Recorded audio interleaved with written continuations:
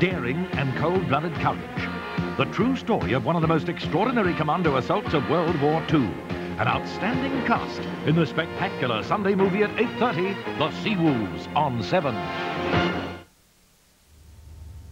Let's check the results of the other matches played today. And first of all, we saw North Melbourne against St Kilda at the MCG. The Kangaroos running out victorious by 39 points. Major goal kickers for North Melbourne. Stephen McCann got 4 and Wayne Schimmelbusch got 3. And for St Kilda, Tony Lockett finished up kicking 4 goals. Richmond and Fitzroy at Victoria Park. And it saw the Tigers victorious over the Lions. 15-13, 103 to 12-14, 86. Richmond victorious by 17 points.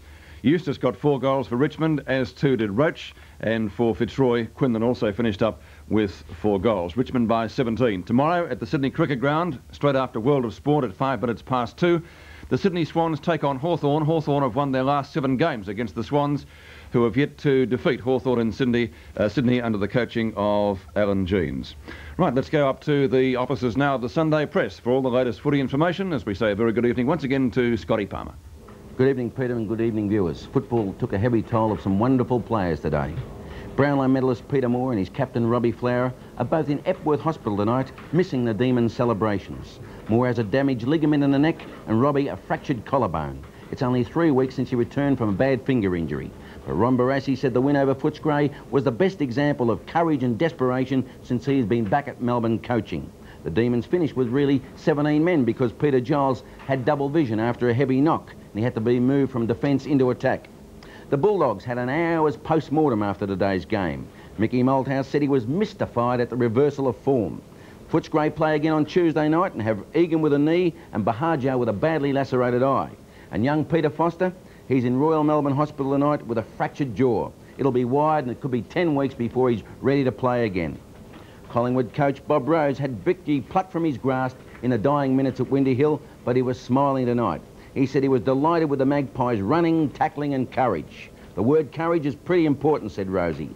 Greg Smith, though, has a shoulder and Burgess a calf injury. Bomber Kevin Sheedy disclosed that he'd given the team 10 days rest and he felt they'd run out of their legs in the last quarter today. That will be a very good awakening for us, he said. He also revealed that Captain Terry Danaher does have an Achilles trouble and also a broken toe. The only report of the day was Geelong's Paul Jeffries, who was booked for allegedly striking Carlton's David Rhys-Jones before the first quarter started at Princes Park. Rhys-Jones also has a knee injury, and that's pretty worrying to Carlton after paying $135,000 for him.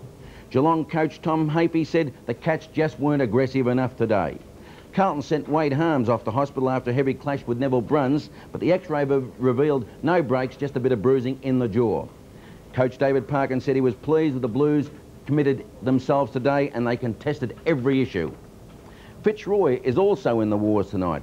Captain Matt Rendell has a hamstring and Ross Thornton a knee that could be very serious. Their coach Robbie Walls described that second quarter at Victoria Park as a disgrace. We let Richmond dictate the terms and knock our players around, he said.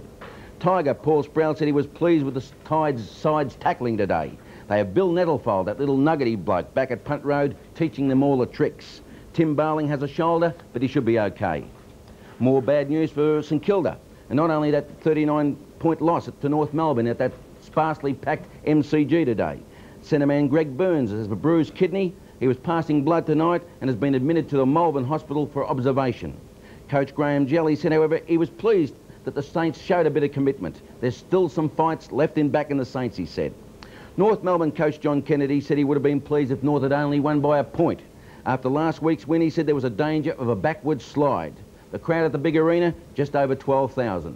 Back to you, Peter. Right, thank you, Scotty, and full details of those reports. A lot of bad news there in the Sunday Press out tomorrow. Don't forget the big game at VFL Park on Tuesday and a big week of football.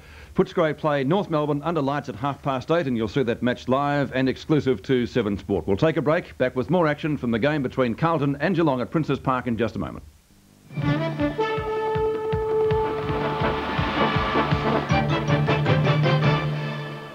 Bathurst. When the big day's over, the goal for one company is to build a better road car. Introducing the Nissan Bluebird Series 3. Its lines are timeless. Its spacious interior lavishly appointed, more luxurious than ever. Now, with its unique dual-fire engine, new Bluebird delivers surefire comfort dual-fire performance to make you the winner.